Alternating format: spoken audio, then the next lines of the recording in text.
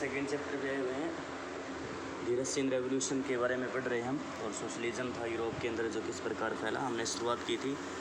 आगे बढ़ते हैं हम। Industrial society and social changes. These political trends were sign of the new times.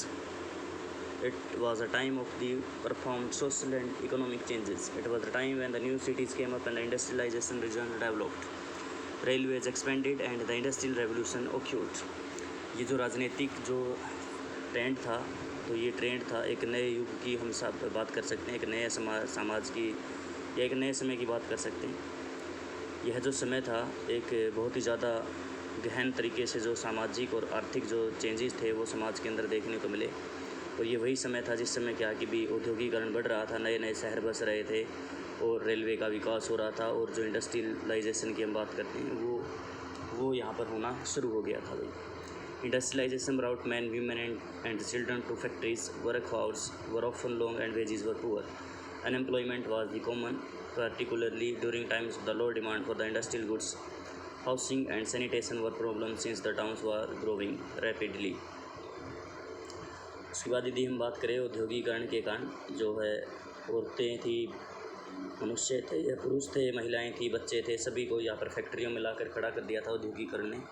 और जो काम जो किया जाता था वो बहुत ही लंबा होता था, कई कई घंटों तक काम किया जाता था, और उन बेचारों को क्या है उसके बदले में पैसे कम मिलते थे। और जैसे ही कोई डिमांड कम हो जाती थी किसी वस्तु की, जो औद्योगिकरण के कारण औद्योगिकरण के कारण नहीं, औद्योगिक उपकरण की किसी भी पदार्थ की अगर कमी होती थी तो वहाँ पर आपको बेरोजगारी आसानी से देखने को मिल सकती थी। जो हाउसिंग की जो समस्याएं थी या फिर दूसरी जो समस्या थी, आप साफ़ सफाई की बात कर सकते हैं, या फिर वो कहाँ पर रहेंगे, तो बहुत बुरे हालात थे उसमें थे। आगे है liberals and radical searches for solution of this issues. और इस समाज के अंदर जो रशियन समाज था तो उसके अंदर ये जो है रेडिकल्स थे या फिर उदारवादी थे, वो लगातार कोशिश कर रहे थे कि भी जो ये समाज के अंदर समस्याएं हैं इसको किस प्रकार से ख़त्म किया जा सके। Almost all industrial were the property of individuals. लगभग जो सभी जो उद्योग थे तो सभी क्या था, किसी के न किसी जो व्यक्तिगत जो था इंडिविजुअल प्रॉपर्टी के अधीन आते थे। Liberal and radicals themselves were often property owners and employees. और लिबरल्स और रेडिकल्स होते थे वो खुद ही उस कंपनी के या फिर कह सकते हैं उस संपत्ति के मालिक होते थे, और वो खुद ही वहाँ पर क्या करते थे, बड़े स्तर पर क्या जो नौकरियाँ वगैरह करते थे वही।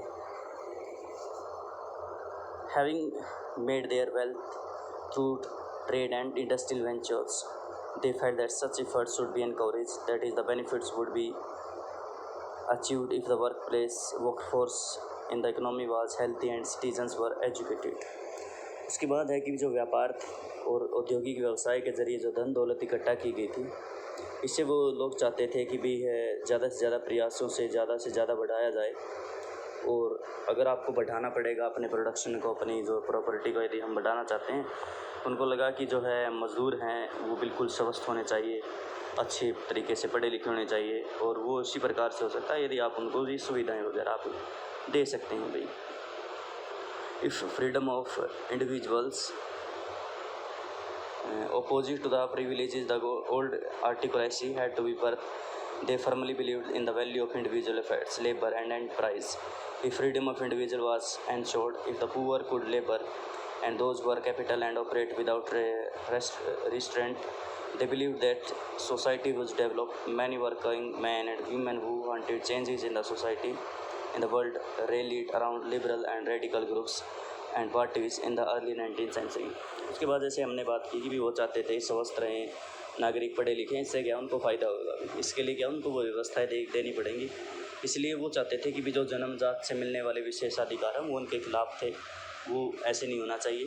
तो आप यदि व्यक्तिगत स्तर पर कोई भी प्रयास करते हैं, आप अपना अच्छी प्रकार से मेहनत करते हैं, तो उसके ऊपर वो मतलब उसके ऊपर ज़्यादा विश्वास रखते थे भी। इसके अलावा उनकी मान्यता थी कि भी प्रत्येक व्यक्ति की अपनी खुद की स्वतंत्रता होती है।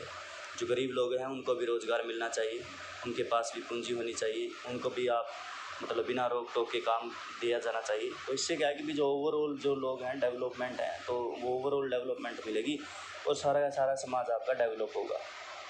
इसके अलावा क्या है कि 19वीं सदी की जो शुरुआत थी उसमें कई दशकों से जो समाज परिवर्तन के इच्छुक से बहुत सारी जो है महिलाएं और पुरुष दोनों थे।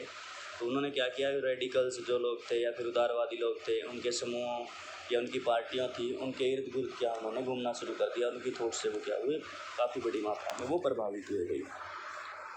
Some nationalists, liberal and radical, wanted revolution to the put an end to the kind of government's establishment in Europe in 1815. In the France, Italy, Germany and Russia, they become revolutionaries and worked to the overthrow existing monarchs. Nationalists talked of the revolutions that could create nations where all citizens would have equal rights. उसके बाद है कि जो Europe है 1815 की यदि हम बात करते हैं तो वहाँ पर जिस प्रकार से सरकारें बन रही थी, तो उनसे छुटकारा पाने के लिए जो कुछ हमारे नेशनलिस्ट थे या उदारवादी थे या फिर रेडिकल वगैरह थे, तो उन्होंने आंदोलन के पक्ष में वो ज़्यादा थे, आंदोलन चाहते थे। फ्रांस था, इटली था, जर्मनी था, रूस थे, तो सभी लोग तो वो क्रांतिकारी, वहाँ पर क्रांति हो चुकी थी और क्रांति के जरिए जो है अनेक राष्ट्रों की स्थापना करना चाहते थे जिसमें सभी नागरिकों को क्या चाहिए थे, इक्वल राइट्स आपको मिलने चाहिए। After 1850 Giuseppe Mazzini, an Italian nationalist, considered with others to achieve this is the Italy nationalists elsewhere including India, read the writings। उसके बाद 1815 के बाद जो इटली के राष्ट्रपति हैं गिसेपे मैजिनी, इसके बारे में 10th क्लास की हिस्ट्री में पढ़ेंगे आप। उन्होंने ये लक्ष्य प्राप्त करने के लिए अपने समर्थकों को अपने साथ मिला लिया था कि वो राजा के खिलाफ क्या करेंगे, मतलब क्या है, राज साजिश की गई थी। भारत सहित दुनिया के बहुत सारे राष्ट्रवादी थे, उनकी रचनाओं को पढ़ते थे। और नेशनलिस्ट जब हम बात करेंगे, हमारा हिस्ट्री का चैप्टर आता है फर्स्ट 10th क्लास में, नेशनलिज्म यूरोप, तो वहाँ पर इसके बारे में थोड़ा सा डिटेल में पढ़ने का मौका मिलेगा भी आपको। आगे हम बात करते हैं the coming of socialism in Europe. बहुत ही इंपॉर्टेंट टॉपिक है अभी, समाजवाद की जो शुरुआत हुई थी यूरोप के अंदर से, जो हमारे कार्ल मार्क्स हैं उनका नाम आता है, सब समाजवाद के बारे में हम बात करते हैं। Perhaps one of the most far-reaching vision of the how society should be structured was socialism. By the mid-19th century in Europe, socialism was well-known body of the ideas that attract widespread attention. समाज के जो पुनर्गठन की संभावना की यदि हम बात करते हैं, तो उसकी दूरदृष्टि की यदि हम बात करते हैं, तो एक विचारधारा हमारे सामने आती है, वो हमारी समाजवाद की है भाई। 19वीं सदी के मध्य तक जो यूरोप में है एक समाजवाद जो शब्द था वो बहुत ही ज़्यादा जाना मैंने पहचाना, जो एक विचार था। इसमें बहुत सारे जो लोग थे वो उनका ध्यान जो इसकी ओर अपनी ओर आकर्षित किया था भाई। Socialism war against private property and saw it as the root of the all social evils of the times. तो समाजवादी जो लोग होते थे, जो समाजवाद के पक्ष में थे, वो चाहते थे कि भी जो प्राइवेट प्रॉपर्टी होती है वो इसके खिलाफ थे, और उनका मानना था कि भी जो समाज के अंदर जितनी भी जो समस्याएं हैं उन सभी की जो जड़ है वो हमारा ये निजी संपत्ति है। ऐसा क्यों? Individual own the property that gave employment, but the properties were concerned only with the personal gain and not with the welfare of those who made the property produce। उसके बाद उन्होंने ऐसा इसलिए कहा कि जो इंडिविजुअल हैं वो अपने प्रॉपर्टी के राइट्स रखते हैं, ठीक है, कि अब वो तो रखते हैं, रोज़गार भी वो देते हैं, लेकिन समस्या ये है कि जो संपत्तिधारी जो लोग होते हैं वो व्यक्ति सिर्फ अपना ही फ़ायदा देखते हैं। तो उनको लगता है कि भी जितना ज़्यादा वो खर्चा कम करके वो जितना ज़्यादा मैक्सिमम प्रॉफिट कमा सकते हैं, तो वो उसको कमाने का प्रयत्न करते हैं। तो इसी वजह से समस्या है कि वो जो वर्कर्स होते हैं जो उस प्रॉपर्टी को क्या इंक्रीज़ करते हैं, उसके प्रॉफिट को क्या और ज़्यादा बढ़ाते हैं, तो वो उनके बेचारों के बारे में कुछ नहीं सोचते। और जब तक आप ऐसा नहीं सोचते तो माना जाता है कि भी इस प्रकार की घटनाएं हैं, मतलब क्या है, व्यापार को आप बढ़ा नहीं सकते। हालांकि ये थॉट है, ये थॉट तो हमारे एक रहे हैं, काफ़ी ज़्यादा कार उत्पादक रहे हैं, क्या नाम है, हेनरी फोर्ड रहे हैं, उनकी थॉट थी कि भी आपको वर्कर्स की कंडीशन में सुधार के बिना आप अपने आप को, अपनी कंपनी को ऊपर नहीं लेके जा सकते भी, ठीक है। तो ये थोड़ा सा अलग है। तो उनका मानना था कि भी प्रॉपर्टी है, जो जिसका राइट्स है प्रॉपर्टी के ऊपर, वो सिर्फ अपने बारे में सोचते हैं, तो वो वर्कर्स होते हैं उनके बारे में कुछ नहीं सोचते। So if the society as the whole rather than a single individual control property, more attention would be paid to the collective social interest. Socialist wanted to the change is the campaign for it. उसकी बात चाहते थे कि भी जो संपत्ति पर है किसी एक व्यक्ति का अधिकार नहीं होना चाहिए, जो पूरा समाज है उस पूरे समाज का जो उसके ऊपर जो नियंत्रण वो होना चाहिए, साझा तौर पर होना चाहिए। और इस प्रकार से क्या है, आप सभी लोगों के जो है सामाजिक हितों की बात करें तो उनकी तरफ जो ध्यान बड़ी आसानी से दिया जा सकता है। समाजवादी जो लोग थे ये बदलाव चाहते थे, उन्होंने इसके लिए क्या बड़े पैमाने पर कैंपेन वगैरह चलाए थे। How would a society without a property operate? Would be the socialist society. तो समाजवादियों के लिए क्या है कि संपत्ति थी, संपत्ति के बिना कैसे चल सकता है समाज, तो क्या समाजवादी समाज का आधार क्या होगा, उनका बेसिक क्या था, उनके बारे में पढ़ेंगे। Socialist had a different vision of the futures. जो समाजवादी लोग थे उनका जो सोचने का तरीका था वो अपना अलग से था, विजन ऑफ द फ्यूचर, उन्होंने क्या भविष्य के लिए क्या है अपनी अलग से दृष्टि रखी। Some believed in the idea of cooperative, कुछ लोग थे वो हमारे लिए क्या कोऑपरेटिव सिस्टम के लिए विश्वास रखते थे। Robert Owen, a leading English manufacturer, sought a built cooperative community called a New Harmony in Indiana, USA। तो एक व्यक्ति रहे हैं और रॉबर्ट ओवेन्स, उन्होंने क्या किया, इंडियाना नामक एक अमेरिका में एक नया समन्वय के नाम से एक नई तरह के समुदाय की रचना करने का प्रयत्न किया था उन्होंने।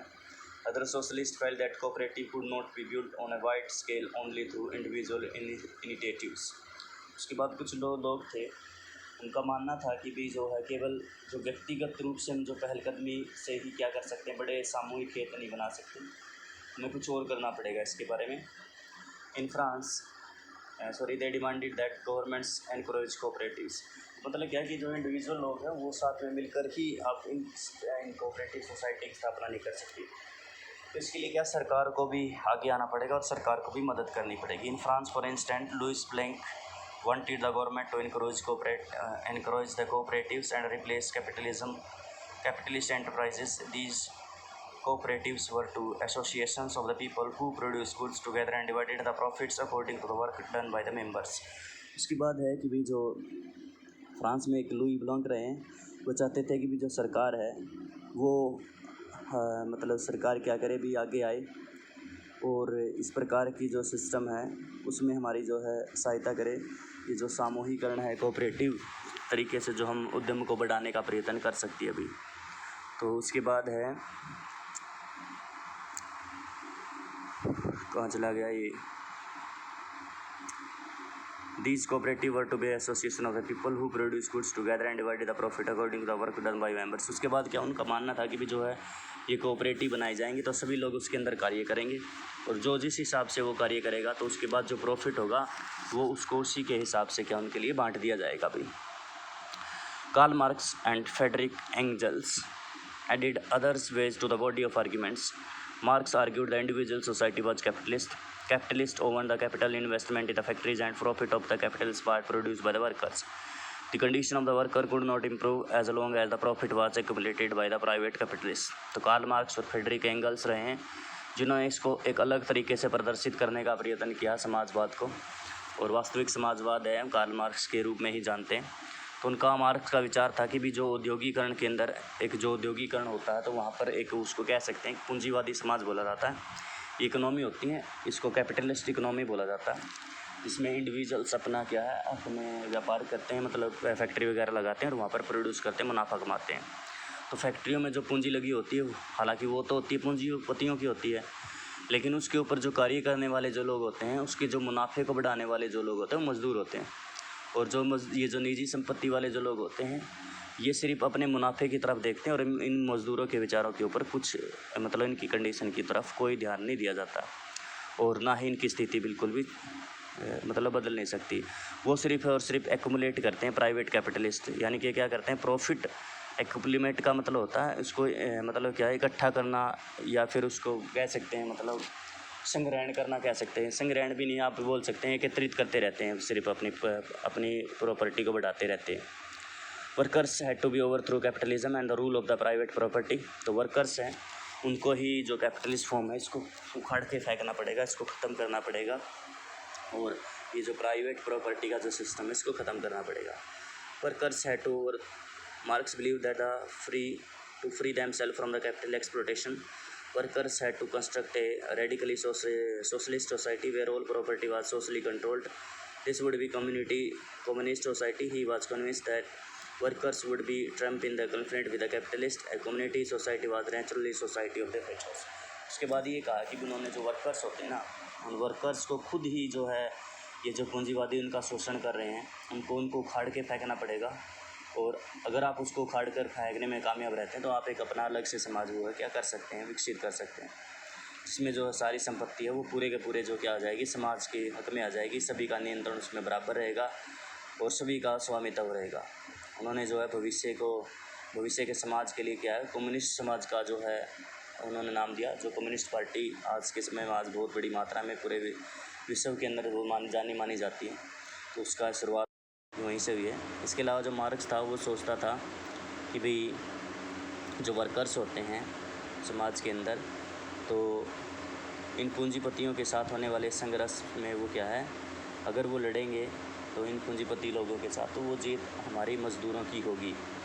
और उनकी राय में जो है कम्युनिस्ट समाज ही क्या है, एक बेहतर समाज का निर्माण कर सकता है भाई। बस भाई आज के लिए